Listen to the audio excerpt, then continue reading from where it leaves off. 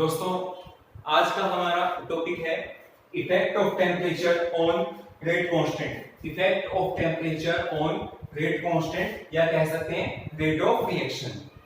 मतलब जब हम किसी रिएक्शन का टेम्परेचर चेंज करते हैं तो रेट कांस्टेंट की वैल्यू पे या रेट ऑफ रिएक्शन पर क्या इफेक्ट पड़ता है।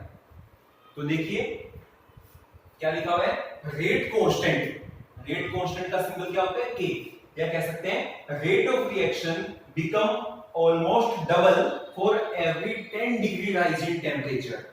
यदि हम किसी रिएक्शन का टेम्परेचर केवल 10 डिग्री राइज करें तो रेट कांस्टेंट की वैल्यू या कह सकते हैं रेट ऑफ रिएक्शन की वैल्यू डबल हो जाती है due to increase in number of effective collision. ऐसा क्यों होता है? क्योंकि टेम्परेचर इंक्रीज करने से number of effective collision increase हो सकते हैं।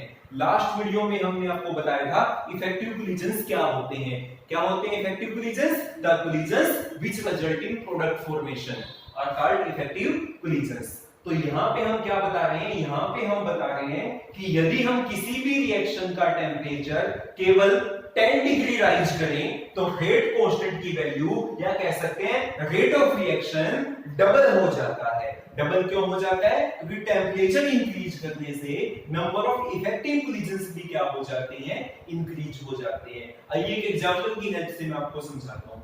सपोज करो किसी रिएक्शन के लिए रेट कांस्टेंट के की वैल्यू कितनी है, 2 एट ए टेम्परेचर, और टेम्परेचर कितना है, सपोज करो वो टेम्परेचर है 37 डिग्री सेल्सियस। हमने सपोज किया कि किसी भी रिएक्शन के लिए रेट कांस्टेंट की वैल्यू 2 है। कब? जब टेम्परेचर कितना है, 37 डिग्री सेल्सियस। इस टेम्परेचर को मैंने T1 कह दिया। हाँ जी, अब हम क्या करेंगे, हम केवल 10 डिग्री राइज करेंगे टेम्परेचर। देखो लिखा हुआ है every 10 degree rise in temperature. तो टेम्परेचर कितना है, 37। 10 डिग्री राइज करेंगे तो कितना हो जाएगा, 47 डिग्री सेल्सियस हो जाएगा। तो जब हम टेम्परेचर को 10 डिग्री राइज करेंगे तो हम देखते हैं कि जो रेट कांस्टेंट की वैल्यू, के की जो वैल्यू है वो डबल हो जाती है। 2 है तो कितनी हो जाएगी, 4 हो जाएगी। 3 है तो 6 हो जाएगी। मतलब ओनली 10 डिग्री राइज करने पर, ओनली 10 डिग्री राइज करने पर रेट कांस्टेंट की वैल्यू डबल हो जाती है। रेट ऑफ रिएक्शन क्या हो जाती है, डबल हो जाती है। इसको बोलते हैं टेम्परेचर कोफिशिएंट। क्या बोलते हैं इसको, टेम्परेचर कोफिशिएंट। मतलब हमें टेम्परेचर कोफिशिएंट कैलकुलेट करना है तो कैसे कैलकुलेट कर पाएंगे, rate constant eight value of rate constant eight T plus 10 degree Celsius. T plus 10 degree Celsius मतलब 10 डिग्री इंक्रीज करने के बाद, 10 डिग्री इंक्रीज करने के बाद रेट कांस्टेंट की वैल्यू क्या है, divide by value of rate constant eight T degree Celsius. 10 degree increase करने से पहले क्या है। इस एग्जांपल के अकॉर्डिंग हम चलें तो रेट कांस्टेंट की वैल्यू T प्लस 10 पे कितनी है, T प्लस 10 पे कितनी है, 4, डिवाइड बाय रेट कांस्टेंट की वैल्यू T डिग्री सेल्सियस पे, T पे कितनी है, 2, तो 4/2। तो आपका जो टेम्परेचर कोफिशिएंट है वो कितना आ जाता है, 2 आ जाता है, जो बिल्कुल क्लियर डिनोट कर रहा है कि जो रेट कांस्टेंट की वैल्यू है वो ऑलमोस्ट क्या हो जाती है, डबल हो जाती है for every 10 degree rise in temperature. आइए एक ग्राफ की हेल्प से इसको समझने की कोशिश करते हैं। एक ग्राफ प्लॉट करते हैं, energy versus fraction of molecules. पहले हम ये जो ग्राफ है वो डिनोट करेंगे T1 पर जब टेम्परेचर T1 था। फिर हम ग्राफ प्लॉट करेंगे T2 पर, इसको हम T2 भी कह सकते हैं। T प्लस जो 10 है इसको T2 भी कह सकते हैं। तो पहले मैं ग्राफ प्लॉट कर रहा हूं T1 के लिए। तो यदि आप ग्राफ प्लॉट करोगे तो आपको कुछ इस तरह का ग्राफ मिलेगा, आपको कुछ इस टाइप का क्या मिलेगा, ग्राफ मिलेगा। आपको कुछ इस टाइप का यहाँ पे ग्राफ मिलने वाला है। तो इस पॉइंट को मैंने बोल दिया A, इस पॉइंट को मैंने बोल दिया B, और ये क्या है, this is the fraction of molecules having effective collision. इस पॉइंट को मैंने बोल दिया C और इसको बोल दिया D। तो ये जो एरिया है A B C D, ये मैंने क्या डिनोट किया, T1। T1 टेम्परेचर, अभी तक मैंने टेम्परेचर इंक्रीज नहीं किया, T1 पे मैंने ग्राफ प्लॉट किया है, किस किस के बीच, energy versus fraction of molecule, और मुझे कुछ इस तरह का ग्राफ मिलेगा। और ये जो एरिया है ए बी सी डी, ये क्या डिनोट कर रहा है, ये एरिया डिनोट कर रहा है fraction of molecules having effective collision. ये एरिया क्या डिनोट कर रहा है, fraction of molecules, fraction of molecules having effective collision, having effective collisions। हाँ जी, अब हम क्या करते हैं, अब हम 10 डिग्री इंक्रीज करते हैं टेम्परेचर। 10 डिग्री इंक्रीज कर, देखो जो T1 है, T1 में यदि मैं 10 डिग्री इंक्रीज करूंगा तो क्या बन जाएगा, T2। T2 के लिए ग्राफ प्लॉट करेंगे, और जब हम T2 के लिए ग्राफ प्लॉट करेंगे तो हमें कुछ इस तरह का ग्राफ मिलेगा। और इसको मैंने बोल दिया, इस पॉइंट को मैंने बोल दिया, ये क्या था, ए बी सी डी, इसको बोल देते हैं एफ, और इसको बोल देते हैं A B C D F G. तो अब देखो जो फ्रैक्शन ऑफ मॉलिक्यूल्स है, fraction of molecules having effective collisions, वो क्या हो गए, इंक्रीज, मतलब जो एरिया है वो क्या हो गया, इंक्रीज, क्योंकि fraction of molecules having effective collision increase हो जाती हैं, इसीलिए जो रेट कांस्टेंट की वैल्यू है वो भी ऑलमोस्ट क्या हो जाती है, डबल हो जाती है। डेफिनेशन में यही हमने बताया था, हमने क्या बताया था कि जो रेट कांस्टेंट की वैल्यू है, रेट ऑफ रिएक्शन है, और डबल क्यों हो जाती है, क्योंकि number of effective collision increase हो जाते हैं, और यही हमने ग्राफ से शो किया। तो इस वैल्यू को हम टेम्परेचर कांस्टेंट भी कह देते हैं। कैसे मिलेगा टेम्परेचर कांस्टेंट, हमें टेम्परेचर कांस्टेंट की वैल्यू कैलकुलेट करने के लिए हमें रेट कांस्टेंट की वैल्यू लेनी होगी T+10 पर, डिवाइड बाय रेट कांस्टेंट की वैल्यू हमें लेनी पड़ेगी T डिग्री सेल्सियस पर। अच्छा, अब हम पढ़ते हैं एक्टिवेशन एनर्जी क्या होती है, concept of activation energy.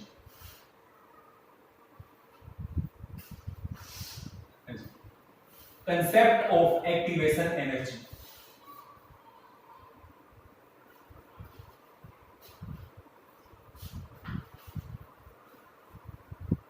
Concept of activation energy। Activation energy का क्या कंसेप्ट है,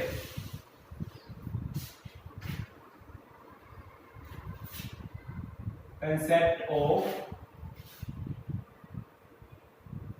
एक्टिवेशन एनर्जी।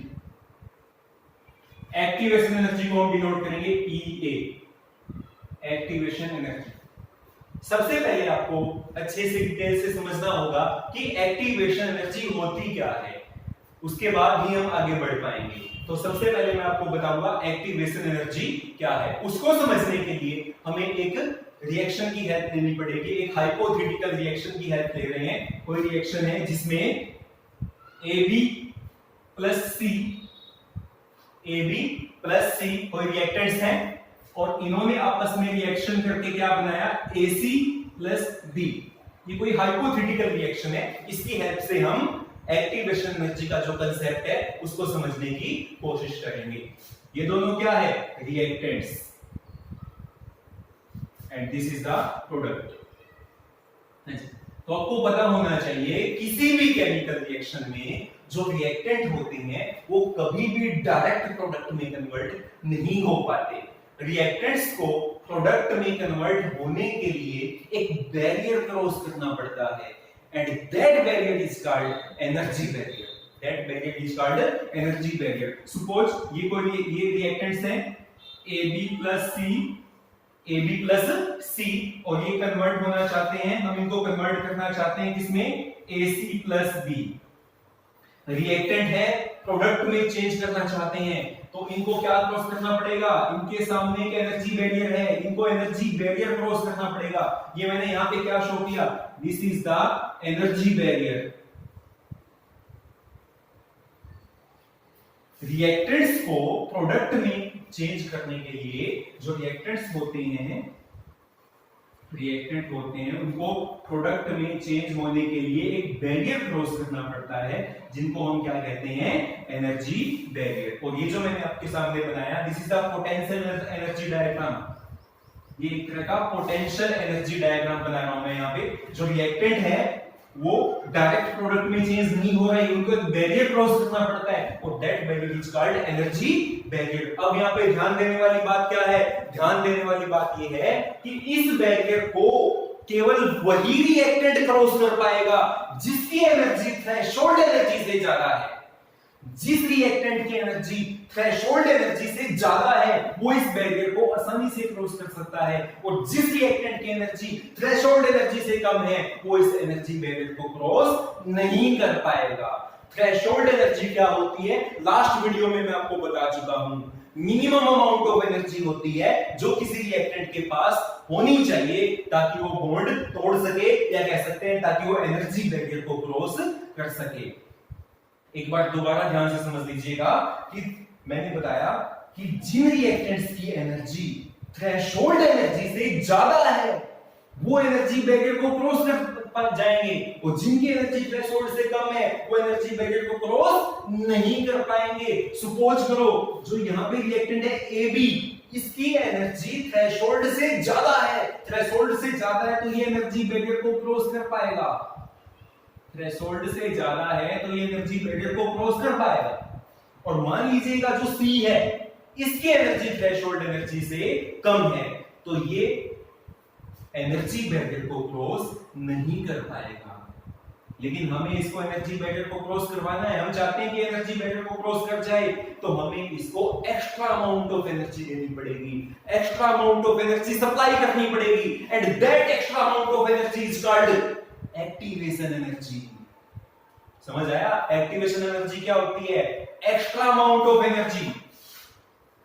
नोट कर लीजिएगा सभी, एक्टिवेशन एनर्जी क्या होती है?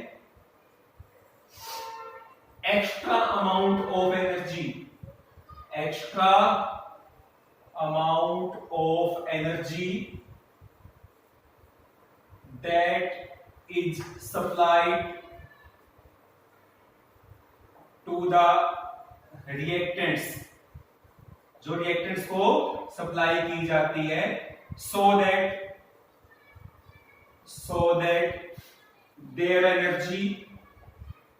their energy become equal to threshold energy, ताकि उनकी जो एनर्जी है वो थ्रेशोल्ड एनर्जी के क्या हो जाए?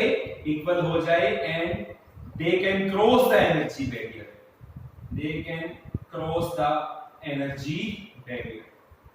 very very important है एक्टिवेशन एनर्जी। एक्टिवेशन एनर्जी क्या होती है? एक्स्ट्रा अमाउंट ऑफ एनर्जी होती है जो रिएक्टेंट को दी जाती है ताकि उनकी एनर्जी थ्रेशोल्ड एनर्जी के इक्वल हो जाए या थ्रेशोल्ड एनर्जी से ज्यादा हो जाए, और वो एनर्जी बैरियर को क्या कर जाए? क्रॉस कर जाए। तो जैसे ही हमने रिएक्टेंट को एक्टिवेशन एनर्जी दी तो एक्टिवेशन एनर्जी हमने इसको सप्लाई की, इतनी एक्टिवेशन एनर्जी हमने इसको दी, एक्टिवेशन एनर्जी मिलते ही इसकी एनर्जी भी थ्रेशोल्ड के इक्वल या उससे ज्यादा हो गई और इसने भी एनर्जी बैरियर को क्रॉस कर दिया। और एनर्जी बैरियर की जो हाइट है इसके ऊपर हमें क्या मिला? हमें एक एक्टिवेटेड कॉम्प्लेक्स मिला। यहां पे मैंने जो शो किया इसको मैं क्या कहूंगा? This is the activated complex. मैंने क्या शो किया यहाँ पे? एक्टिवेटेड कॉम्प्लेक्स, या मैं इसको इंटरमीडिएट भी कह सकता हूं, इंटरमीडिएट भी कह सकता हूं, या इसको ट्रांजिशन स्टेट भी कह देते हैं, ट्रांजिशन स्टेट भी कह देते हैं। और इसमें क्या है? पुराने बॉन्ड टूट रहे हैं। देखो यहाँ पे किस किस के बीच बॉन्ड था? ए और बी के बीच। ये बॉन्ड मैं टूटता हुआ शो कर रहा हूं। पुराने बॉन्ड टूट रहे हैं और नए बॉन्ड बन रहे हैं। देखो यहाँ पे ए और सी के बीच बॉन्ड बन रहा है। तो फाइनली क्या होगा? फाइनली क्या होगा? ए और बी के बीच का बॉन्ड टूट जाएगा। ये बॉन्ड टूट जाएगा, इस बॉन्ड के टूटते ही बी क्या हो जाएगा? अलग हो जाएगा और ए और सी के बीच बॉन्ड बन जाएगा। तो मतलब कहने का क्या है कि सबसे पहले हमारे पास क्या था? हमारे पास रिएक्टेंट पार्टिकल्स थे। रिएक्टेंट पार्टिकल्स को हमने एक्टिवेशन एनर्जी दी। एक्टिवेशन एनर्जी को मैंने शो किया ई, मैंने प्रोवाइड की, सप्लाई की, प्लस का निशान यहां पे शो करेंगे। तो जैसे ही रिएक्टेंट पार्टिकल्स को एक्टिवेशन एनर्जी मिली तो ये कन्वर्ट हो गए एक्टिवेटेड कॉम्प्लेक्स में। एक्टिवेटेड कॉम्प्लेक्स में, और सभी को पता होना चाहिए ये जो एक्टिवेटेड कॉम्प्लेक्स बनता है ये काफी अनस्टेबल होता है। जैसे ही ये बनता है थोड़ी देर के बाद ये एनर्जी रिलीज कर देता है, और एनर्जी रिलीज करके किस में कन्वर्ट हो जाता है, प्रोडक्ट में कन्वर्ट हो जाता है। तो सबसे पहले क्या था, रिएक्टेंट। आपने क्या सप्लाई की, आपने सप्लाई की एक्टिवेशन एनर्जी। एक्टिवेशन एनर्जी पाते ही किसमें चेंज हो गई, ये एक्टिवेटेड कॉम्प्लेक्स में चेंज हो गई। फिर एक्टिवेटेड कॉम्प्लेक्स ने क्या किया, जो एक्टिवेशन एनर्जी है उसको लूज किया, उसको क्या किया, लूज किया, और लूज करते ही ये किस में चेंज हो गए, प्रोडक्ट में चेंज हो गए। This is the concept of activation energy. ये एक्टिवेशन एनर्जी का क्या हो गया, यहाँ पे कंसेप्ट हो गया। हाँ जी, अब यहाँ पे ध्यान देने वाली एक और बात है जो आपको अच्छे से सभी ध्यान देंगे, वो बात क्या है, देखिएगा यहाँ पे ध्यान देने वाली बात क्या है। हाँ जी, देखो, this is the energy of reactant, ER का मतलब, R मतलब रिएक्टेंट, एनर्जी ऑफ रिएक्टेंट। हाँ जी, दिस इज द, इस लेवल पे बात करेंगे हम, EP is the energy of product, this is the energy of product. हम पोटेंशियल एनर्जी डायग्राम में हमने पोटेंशियल एनर्जी डायग्राम बनाया, इस साइड हमने क्या लिया है, इस साइड हमने लिया है पोटेंशियल एनर्जी, और इस साइड हमने क्या लिए, रिएक्शन कोऑर्डिनेट्स। ध्यान से, हमने आपके सामने बनाया है पोटेंशियल एनर्जी डायग्राम। ये जो बना हुआ है इसको हम बोलते हैं पोटेंशियल एनर्जी डायग्राम, जिसमें हम इस साइड क्या लेंगे, रिएक्शन कोऑर्डिनेट्स लेंगे। रिएक्शन कोऑर्डिनेट्स का मतलब रिएक्टेंट्स और प्रोडक्ट्स लेंगे, और इस साइड हम लेंगे पोटेंशियल एनर्जी। तो ये आप जो देख रहे हो पोटेंशियल एनर्जी है, this is the potential energy of product, this is the reactant, and this is the potential energy of transition state, ET। This is the ER, energy of reactant. This is the EP, energy of product. This is the ET, energy of transition state. हाँ जी, ये जो EA है, ये जो EA है, इसको मैं कहूंगा activation energy of forward reaction, activation energy of forward reaction. और यहां से लेके यहां ये जो है, इसको मैं कहूंगा activation energy of backward reaction, activation energy of backward reaction. जी, कई बार क्या होता है, जो फॉरवर्ड रिएक्शन की एक्टिवेशन एनर्जी है ये कम होती है, ये लेस होती है, और बैकवर्ड की जो एक्टिवेशन एनर्जी है वो क्या होती है, ज्यादा होती है, जैसे कि इस डायग्राम में शो किया गया है। मतलब यदि EA forward activation energy of forward reaction is less than activation energy of backward reaction, then delta H is negative। जो डेल्टा H होगा वो क्या होगा, नेगेटिव होगा, और डेल्टा H नेगेटिव होगा तो आपकी जो रिएक्शन है वो क्या होगी, एक्सोथर्मिक होगी।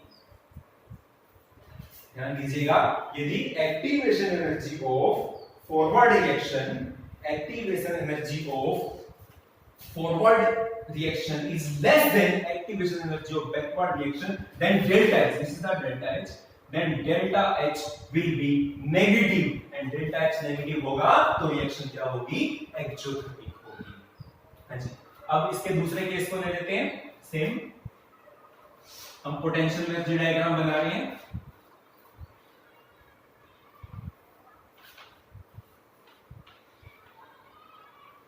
अगेन वही सेम पोटेंशियल एनर्जी डायग्राम कैसे बनाया था हमने, हाँ जी, इस साइड हमने लिया था रिएक्शन कोऑर्डिनेट का मतलब रिएक्टेंट और प्रोडक्ट्स, रिएक्शन कोऑर्डिनेट्स, और इस साइड हमने ली थी पोटेंशियल एनर्जी PE।